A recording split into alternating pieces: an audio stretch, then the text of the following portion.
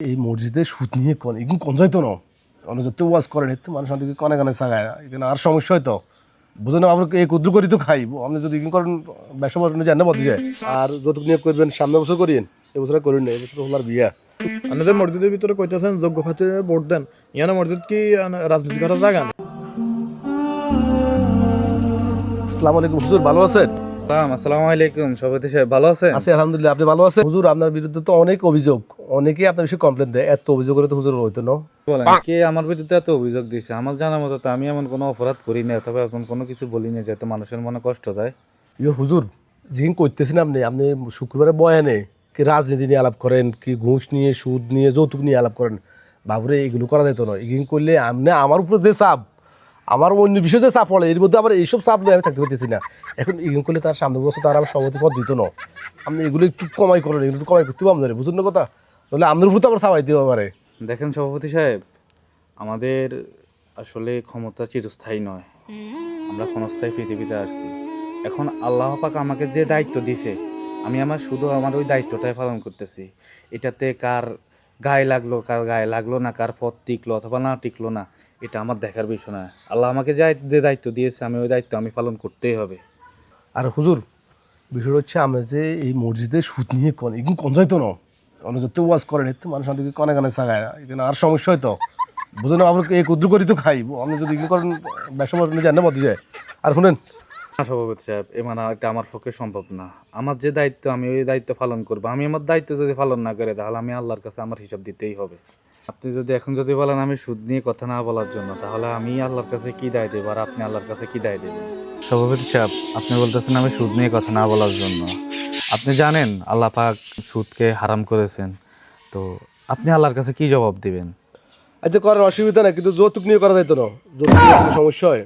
আর যৌতুক নিয়ে করবেন সামনে বছর করিয়েন, এবছর করেন না, এবছর হলার বিয়া। বেতন 2,000 টাকা দিছি। আর শোনেন 2,000 টাকা দিছি, প্রতি মাসে 2,000 করে বাড়ি দিই।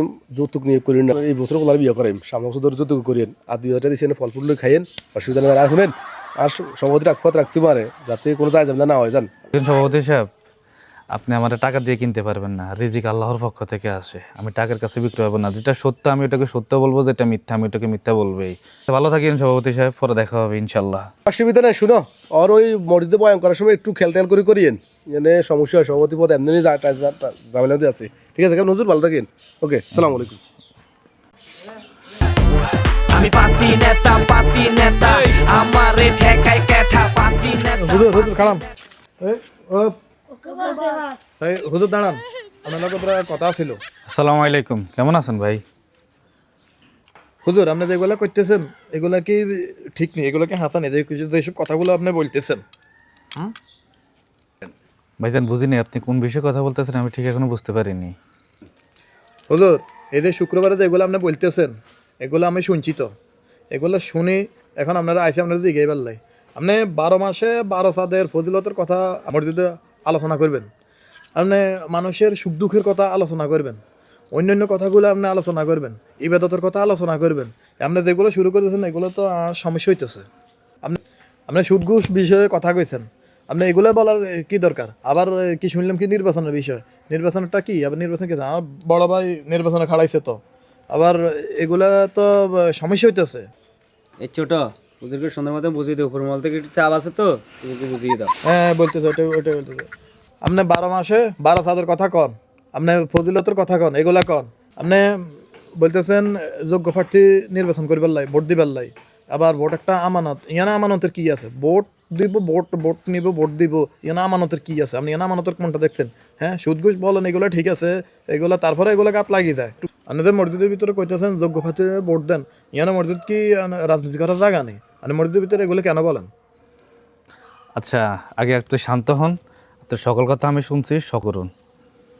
আসেন ভাই, আসেন বসেন, কথা বলি, একসাথে কথা বলি। আপনার সকল প্রশ্নের উত্তর আমি দিচ্ছি। আগে নিজে ঠান্ডা হন, আসুন বসেন আমার। আরে রাখেন, এখানে বসানোর সময় নাই, বসানোর মাঠ গরম, এইসব কোনো কথাবার্তা কইবেন না। নির্বাচন বিষয়ে কোনো কোনো আলাপ নাই, রাজনীতি নাই, এই বিষয়ে আপনি কোনো কথাই কইবেন না। সামনে নির্বাচন, বাই নির্বাচনে খাড়াইছে, সমস্যা আছে। আপনি এই জিনিস খেয়াল রাখবেন, সামনের দিকে কখনো মসজিদের ভিতরে রাজনীতি বিষয়ে, নির্বাচন বিষয়ে কোনো বিষয়ে আপনি কোনো কথা কইবেন না। আপনি আখেরাতে কবরের নিচে, মাটির নিচের কথা কন, উর্ফের কোনো কথা কইেন না।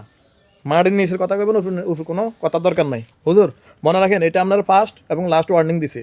সামনের দিকে আর ধরেন আপনার সুযোগ দেওয়া হইতো না। আর তো কোনো কারণ নাই এখানে। কি কথা আবার এর মধ্যে মাঠ গরম, নির্বাচনের এখানে কাজ আছে। হ্যাঁ, নির্বাচনে নিয়ে ভাই নির্বাচনে দুনিয়া নিয়ে অনেক কাজ করছেন, এখন আখেরাত নিয়ে একটু কাজ করার আমাদের আবার সময় আখেরাতে নেই। কি আমরা কি কম করি নাকি? আসেন আসেন, আপনি একটু কথা বলেন আমার সাথে, কথা শুনেন আপনি আমার কথা। না হুজুর, এখন যাওয়ার সময় নাই। এই ছোট খাড়া, এখন বসার সময় নাই। আপনার কি বলার আছে বলেন, 1 মিনিট সময় দেওয়া হয়েছে আপনাকে, আপনি কি বলার আছে বলেন। আমি পাতি নেতা শোনেন, পাতি নেতা আপনারা আমার থেকে অনেক যোগ্য মানুষ, অনেক বড় মানুষ, অনেক সিনিয়র মানুষ। আপনাদেরকে বোঝানোর মতন ওই ক্ষমতা আমার নেই, ওই যোগ্যতা আমার নেই। তারপরে আমি আপনাদেরকে বলছি শুনেন। আপনারা কি জানেন রাসূল সাল্লাল্লাহু আলাইহি সাল্লাম কোথা থেকে তার সংসদ চালাইছিল, দেশ চালিয়েছিল, রাষ্ট্র পরিচালনা করেছিল কোথা থেকে? এই মসজিদ থেকে। আল্লাহ পাক কোরআন নাজিল করেছে কেন? আমাদের জন্য। কোরআন মাজিদের সুদের বিরুদ্ধে কথা আছে, ঘুষের বিরুদ্ধে কথা আছে, বিবাহের বিরুদ্ধে কথা আছে, রাজনৈতিক কথা আছে, সকল কিছু আছে। তাহলে এই মসজিদে কেন রাজনৈতিক কথা হবে না? এই মসজিদে কেন সুদ ঘুষের বিরুদ্ধে কথা হবে না? এই মসজিদে কেন হবে না ওইসব জালেমদের বিরুদ্ধে কথা? আর আপনি আজকে ভোট আমানতদারিতে, এটা আপনি জানেন না? ভোট হচ্ছে মানুষের একটা আমানত। আজ এই ভোটের মাধ্যমে আপনি একজন জালেমকে ভোট দিলেন, মানে আপনি একজন জালেমকে সহযোগিতা করলেন। আর যে জালেমের সহযোগী হয় সে নিজেও একজন জালেম। এটা আপনাদেরকে মনে রাখতে হবে, এটা আপনাদের বুঝতে হবে। দুনিয়াতে আসছেন কয়দিনের জন্য? আশা করি আপনারা আমার কথাটা বুঝতে পারছেন।